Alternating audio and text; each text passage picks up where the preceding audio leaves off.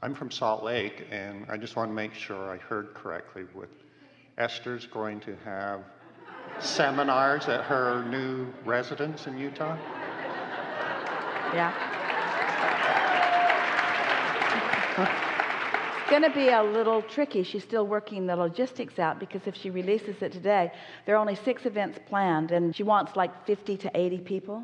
Really intimate conversations, no cameras, just recording, talking about special subjects, taking some subjects further than they've ever been before, that sort of thing. But she knows if she releases an announcement, all 6 of the events would fill in about 10 seconds.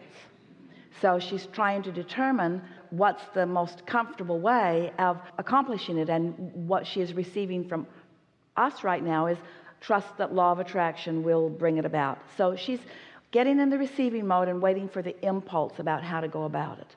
Special subjects matters a lot. Special subjects that are really out there on the leading edge matter a lot. That's the whole point of what she is wanting from it. She's wanting an opportunity for a group of people to take a subject that is really meaningful, a group of people who have the same subject in common that is really meaningful, and then really accomplish a vibrational shifting upon it.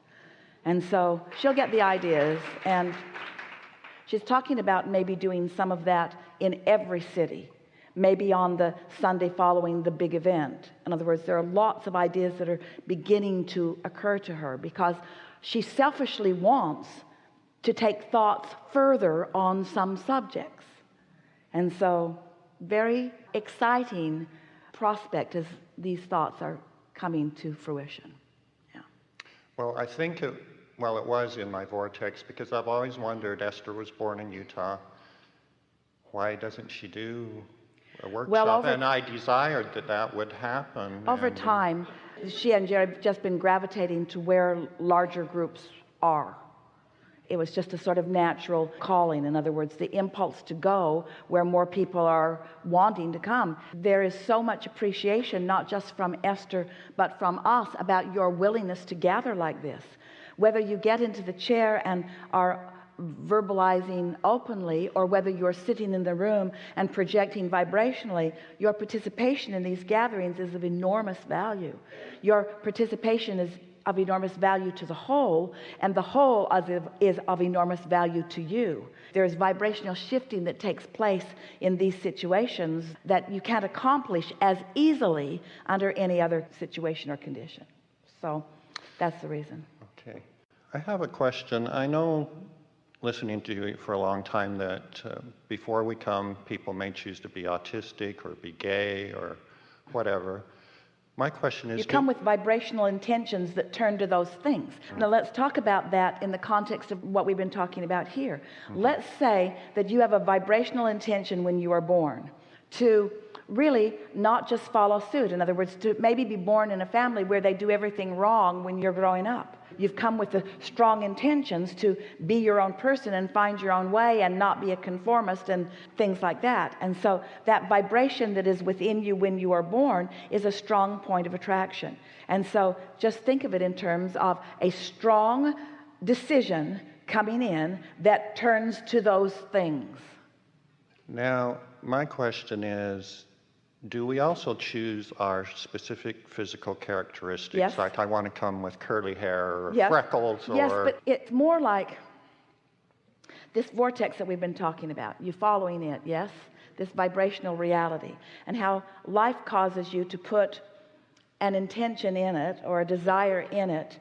And as you put these individual ingredients in, and they begin to have a relationship with each other, these individual ingredients become something even more than their individual aspects. And so everything that you intended coming in was like that. There was a vibrational vortex ready to begin actualizing the moment that you came forth into your physical body. When we say to you that once an idea of your desire occurs to you, that so much momentum has already happened before the idea even comes to you. And the reason that we're saying that to you in this way is because we want you to feel the sureness and the importance and the bigness and the momentum of it in the moment that you realize it. We want you to acknowledge that every desire that occurs to you is a sure thing, slam dunk, once you know this the way that we are teaching it to you here today. The fact that you even know that you want something means that it can come to full fruition. You just got to stop shooting it in the foot every step along the way. You got to let the desire that peeked out from behind the clouds that you received for just a moment, you got to find a way to keep it out there in the brightness, which is just by soothing yourself and talking your doubts down and so forth. There is so much about you that was already in motion before you came here, that it was a certain thing that you would live a glorious, fantastic, wonderful life experience. In other words, that was a certainty, but you've got to match the vibration. It's interesting to us. We don't find it strange, and it certainly is not troubling, but it is of interest to us that so many humans are willing to put up with negative emotion for so long. It's interesting to us that you're willing to be that unkind to yourself, that you would learn to tolerate negative emotion when it is the indicator that you're not letting you be you. Negative emotion is just you not letting you be you. And whether it's the part of you that you put in your vortex before you were born or the part of your vortex that you put in after you were born, sort of doesn't matter. Negative emotion means you're not letting you be you. And when you get over that and you let you be you, oh, you'll have so much fun. Life will be so delicious. You'll wake up so eager to get into the day. And every part of the day will be wonderful as you rendezvous with different people who must be on your vibrational wavelength. When you are in the receptive mode, you only meet what is in the receptive mode.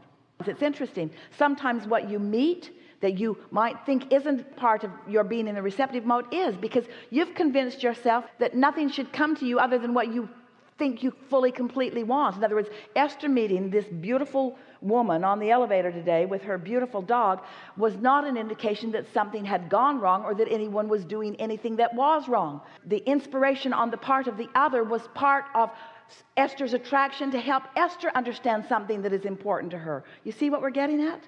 Nothing wrong ever happens, but to varying degrees you allow yourself the receiving of the benefit of every interaction.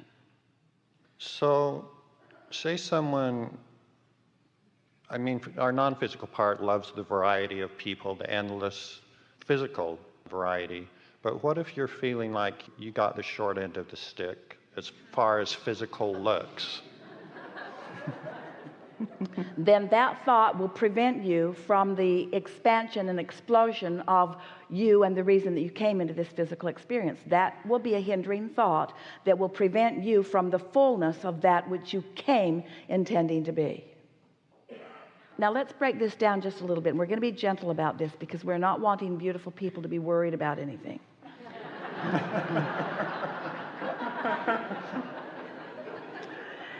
It's your emotional state of being and your relationship with who you really are that makes the perfect moments in time that you're wanting to live.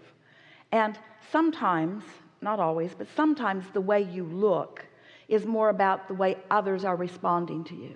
And caring about the response of others often prevents you from your alignment with who you really are. We're not saying that you can't have it all. You certainly can.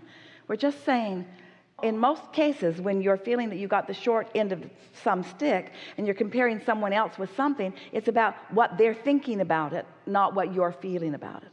In other words, when you are you looking out at the magnificent world, there's hardly anything about the way you look that matters. The way you look does not diminish your ability to enjoy a sunset or a beautiful beast or. In other words, your pleasure is about alignment, you see. So say, you're out, you're single, and you're feeling like, okay, you instantly can see, yes, that person's attractive, or no, I'm not attractive to them, or yeah. Here's something we really want you to hear, because all of this conversation we talked about this earlier, is much of the world is over here in the manifestations, comparing attributes, trying to sort it out there. We want you to not do that for a little while and just let your comparison be about the way you feel. I felt better when I thought that thought than when I thought that thought. I feel more exhilarated when I'm outside than inside. I really enjoy getting up in the mountains where the air is fresher. In other words, let your comparison be about the unconditional things over which you have complete control, and then watch how those consistent thoughts turn to different things. So basically kind of stay off the subject onto other things. If that's putting you in... Back away from anything that makes you feel uncomfortable. Back away from it, because proceeding with the discomfort is only getting more momentum going about something. It's sort of like deciding that you're going to carry a stack of books from, rudimentary analogy, but you're going to carry a stack of books from one place to another. And so you've got a stack of books that's about that tall, and you can manage it, and you put another on it, and you can still manage it. But eventually, your management of this stack of books is really going to determine how stable you are. You see what we're getting at? Don't carry more books than you can carry successfully across the room, is what we're saying. And how do kids learn that? The books fall over, and the books fall over. And sometimes they can get better and better and better at it. Have you ever seen some of those people? They're carrying stacks of books, ridiculous stacks of books, far, far across the stage, because they're really good at controlling the muscles of their body and so forth. But we're just saying, you got to practice it. You've got to know how far you can go and still stay in balance. And you only do that by practicing it. The conversation that we've been enjoying so much today, mostly us, the things that we've been enjoying Esther translating into meaningful analogies and words for you, is this subject of the thoughts turning to the things, and that good feeling thoughts turn to these things, and better feeling thoughts turn to those things, and really good feeling thoughts turn to those things, and really bad feeling thoughts turn to those things. In other words, it's just the way that it is. And as you start making that analogy in your own experience, as you, after the fact or before the fact, in other words, it doesn't matter. Esther was laughing. She went up for a segment of refreshment, and she was thinking about, you know how a train of thought will lead to a train of thought. You're not even aware really of where it came from. So she's thinking about someone that she knows who is meeting someone else that she knows, and she was thinking about them in relationship to a conversation that she had had earlier about some furniture that she might want to give to them. And then she decided not to bother with the furniture, because the furniture really wasn't good enough to really go to all the trouble that it was going to have to go to in order to get that furniture in their hands. Now you follow this sort of convoluted thought. And so Esther was actively thinking about, sort of struggling with it, because she sort of wanted to give it to him, but it really wasn't worth it, because the furniture really wasn't really good enough to make that much effort. So these are the thoughts that she's having. So she washed her hands in her bathroom and wondered what she could do with the now not fresh towel. There's a whole stack of fresh towels. So what should she do with the not fresh towel? So she thought, I'll just put it in this drawer. And when she pulled on the drawer, the whole face of the drawer fell off. On her foot. Didn't hurt much. So then she thought, because this is what we've been talking about, what thought was I thinking that turned to that thing? And it was completely obvious what thought she was thinking that turned to that thing. Every impulse she had. She has never in her life ever looked for a place to put a used washcloth. Not one time ever. Not one time ever. She's never had that thought before. Never has she had that thought. She would just leave it on the counter. She would throw it on the floor. She would toss it in the shower. Never, ever, ever has she had that thought, I need to find some place to put this.